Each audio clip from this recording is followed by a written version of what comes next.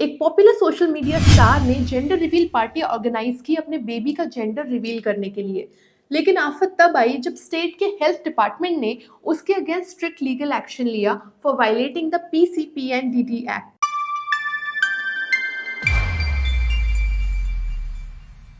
Hello everyone, welcome to my YouTube channel. मेरा नाम अदिति है और मैं एक एडवोकेट हूँ। कोर्ट्स में प्रैक्टिस करने के साथ साथ ही मैं लीगल अवेयरनेस के लिए वीडियोस भी बनाती हूँ। अपने लीगल राइट्स और वेलफेयर लॉज जानने के लिए आप यूट्यूब पर मेरा चैनल सब्सक्राइब कर सकते हैं और मुझे इंस्टाग्राम पर भी फॉलो कर सकते हैं।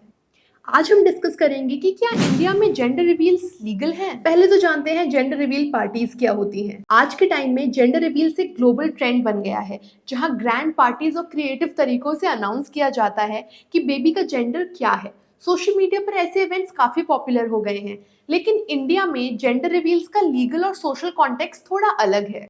दुनिया भर में जेंडर रिवील इवेंट्स एक फन तरीके से प्रेगनेंसी का एक्साइटमेंट शेयर करने के लिए सेलिब्रेट किया जाता है। जेंडर रिवील करने के लिए कॉमनली पिंक या ब्लू बलून्स रिलीज करते हैं, केक कट करते हैं जिसमें पिंक या ब्लू कलर निकले, या फायरवर्क्स और कन्फेटी जैसे एक्स्ट्रावेगेंट डिस्प्लेस के साथ बेबी का जेंडर रिवील किया जाता है। लेकिन इंडिया में जेंडर रिवील्स के साथ काफी सोशल और लीगल इश्यूज जुड़े हुए हैं। जहां बाकी जगह ये एक्साइटमेंट का पार्ट होता है, इंडिया में जेंडर प्रेफरेंस के सोशल और हिस्टोरिकल चैलेंजेस काफी ज्यादा हैं, जो फीमेल फीटिसाइड और स्क्यूड सेक्स रेशियो को बढ़ाते हैं। असल में इंडिया का जेंडर के साथ एक कॉम्प्लिकेटेड रिलेशनशिप है, जो कल्चरल, सोशल और लीगल नॉर्म्स में डीपली रूटेड है। मेल चाइल्ड प्रेफरेंस के चलते काफी सोशल इश्यूज रेज हुए हैं, जैसे फीमेल फीटिसाइड, जेंडर डिस्क्रिमिनेशन और स्क्यूड सेक्स रेशियो। इन्हीं इश्यूज को देखते हुए pre conception and pre natal diagnostic techniques act 1994 को इंट्रोड्यूस किया गया था, जो प्री नेटल डायग्नोस्टिक टेक्निक्स का मिसयूज रोकने के लिए बनाया गया था, ताकि फीटल सेक्स डिटरमिन ना हो सके। चलिए मैं बताती हूँ कि जेंडर रिवील्स का डिस्कशन करते हुए इस एक्ट के बारे में जानना क्यों ज़रूरी है।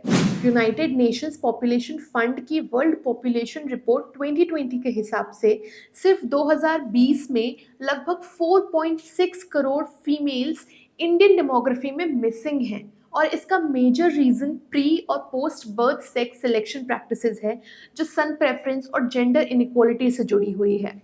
इंडिया में 1990s में सेक्स सिलेक्शन प्रैक्टिसेस के खिलाफ एक बड़ा मूवमेंट शुरू हुआ था, जिसके बाद स्ट्रिंजेंट लॉ के फॉर्म में pre conception and pre natal diagnostic techniques यानी PCPNDT एक्ट 1994 इंट्रोड्यूस हुआ था, क्योंकि इंडिया में फीमेल फीटिसाइड के केसेस काफ़ी बढ़ रहे थे, जो एक मेजर इम्बैलेंस क्रिएट कर रहा था सेक्स रेशो में।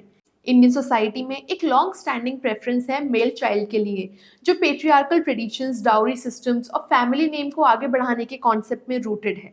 सेक्स सिलेक्टिव अबॉर्शंस काफ़ी कॉमन हो गए थे जब अल्ट्रासाउंड और प्रीनेटल डायग्नोस्टिक टेक्निक्स यूज करके जेंडर डिटरमिन किया जा रहा था। इंडिया के काफ़ी पार्ट्स में लड़कों के मुकाबले लड़कियां काफ़ी कम पैदा हो रही थीं। PCPNDT एक्ट को इम्प्लीमेंट करना इसलिए ज़रूरी था ताकि जेंडर बेस्ड डिस्क्रिमिनेशन रोका जा सके और हर एक चाइल्ड, चाहे वो लड़का हो या लड़की हो, को जन्म लेने की इक्वल अपॉर्चुनिटी दी जा सके। The act was also amended in 2003 to make it more stringent and to include new provisions. पता है, उस वक्त ये सोचा गया था कि जैसे जैसे एजुकेशन लेवल बढ़ेगा, देश में चीज़ें बदलेंगी लेकिन अब जो हालात हैं वो और भी शॉकिंग हैं। ज़्यादा एजुकेटेड और एफ्लुएंट लोग ही इस प्रैक्टिस में ज़्यादा इंडल्ज कर रहे हैं। PCPNDT एक्ट डॉक्टर्स और डायग्नोस्टिक सेंटर्स को स्ट्रिक्टली प्रोहिबिट करता है कि वो अल्ट्रासाउंड या किसी और टेक्निक का यूज करके फीटल सेक्स डिटरमिन ना करें। इनफैक्ट ऐसे डॉक्टर्स जो फीटल जेंडर रिवील करते हैं, उनका मेडिकल लाइसेंस कैंसिल हो सकता है, जेल भी हो सकती है और काफ़ी बड़ा फाइन भी लग सकता है। इस वजह से इंडिया में डॉक्टर्स और डायग्नोस्टिक सेंटर्स को जेंडर रिवील करना स्ट्रिक्टली मना है, और इसीलिए जेंडर रिवील पार्टीज का वो पार्ट जो प्रीनेटल जेंडर डिस्क्लोज करता है, अपने आप ही लीगल हो जाता है। इंडिया में PCPNDT एक्ट 1994 के under foetal sex determination strictly prohibited है।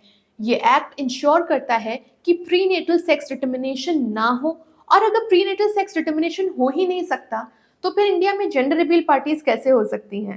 हालांकि प्रीनेटल सेक्स डिटर्मिनेशन इलीगल है, लेकिन इंडिया में अभी भी काफ़ी जगह लोग जेंडर जानने के लिए डेस्परेट हैं।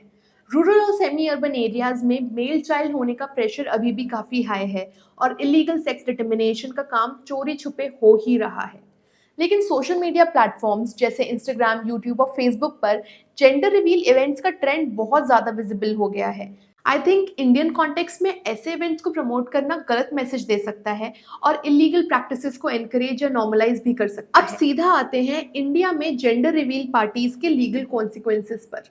देखिए, अब ये तो आपको समझ में आ ही गया होगा कि पीसीपी एनडीटी एक्ट के स्ट्रिक्ट प्रोविजंस के चलते कोई भी किसी प्रेग्नेंट लेडी का फीटस का सेक्स डिटरमिन नहीं करवा सकता। हाँ, अगर बिना एक्चुअल जेंडर जाने फिर भी कोई जेंडर रिवील पार्टी ऑर्गेनाइज करना या उसमें पार्टिसिपेट करना चाहता है तो बेशक कर सकता है।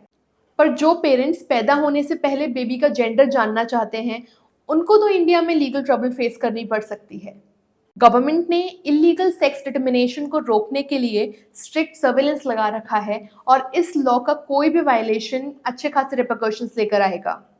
स्पेसिफिकली पीसीपी एनडीटी एक्ट का वायलेशन करने पर 3 साल तक की जेल और 50,000 तक का फाइन लग सकता है। रिपीट वायलेशन के केसेस में पेनल्टीज और भी ज्यादा हार्श हो जाती हैं। अब ये मेरी पर्सनल ओपिनियन है, लेकिन एथिकली भी देखा जाए तो जेंडर रिवील इवेंट्स भले ही हार्मलेस लगते हों, लेकिन ये एक तरीके से जेंडर स्टीरियोटाइप्स को रीइंफोर्स करते हैं। एक सोसाइटी जहां जेंडर इक्वालिटी को प्रमोट किया जा रहा है, वहां ऐसे इवेंट्स थोड़े रिग्रेसिव हो सकते हैं। आई फील लाइक एक तरीके से ये स्टीरियोटाइप्स को भी बढ़ावा देते हैं।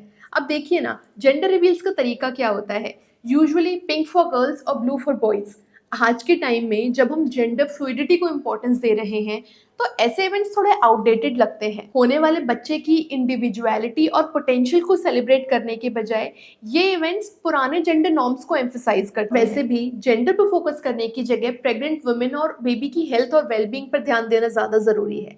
प्रीनेटल केयर का मेन फोकस होना चाहिए प्रेगनेंसी हेल्दी हो और चाइल्ड बर्थ सेफ हो, चाहे बेबी लड़का हो या लड़की। Now to culminate our discussion, India में जेंडर रिवील्स पर से इलीगल नहीं है, पर फीटस का रियल जेंडर डिटरमिन करवाना क्रिमिनल ऑफेंस है, जिसके पीछे वैलिड रीजंस हैं और पीसीपी एनडीटी एक्ट के अंडर स्ट्रिक्ट पनिशमेंट्स भी। ओवरऑल भले ही जेंडर रिवील्स बाकी जगह हार्मलेस लगते हो, इंडिया में इनका एक डीपर सोशल और लीगल इम्पैक्ट है।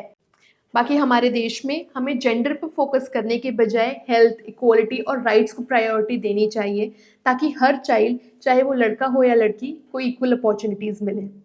ऑलराइट, तो ये था हमारा आज का वीडियो जेंडर रिवील पार्टीज के ऊपर और क्या ये इंडिया में लीगल है या नहीं। मुझे उम्मीद है कि इस वीडियो ने आपको कुछ नई चीज़ सिखाई होगी और आपको क्लैरिटी मिली होगी इस टॉपिक पर। अगर आपको ये कंटेंट हेल्पफुल लगा तो इस वीडियो को लाइक ज़रूर कीजिएगा और मिलेनियल एडवोकेट को सब्सक्राइब भी करें। अपने क्वेश्चंस और कमेंट्स के लिए प्लीज़ कमेंट बॉक्स यूज़ करें, मैं उनको एड्रेस ज़रूर करूँगी। और अगर आपको अपने स्पेसिफिक केस के लिए लीगल एडवाइस चाहिए तो आप मुझे ईमेल भी कर सकते हैं for 1-to-1 consultation. Thank you for watching. मिलते हैं अगली वीडियो में।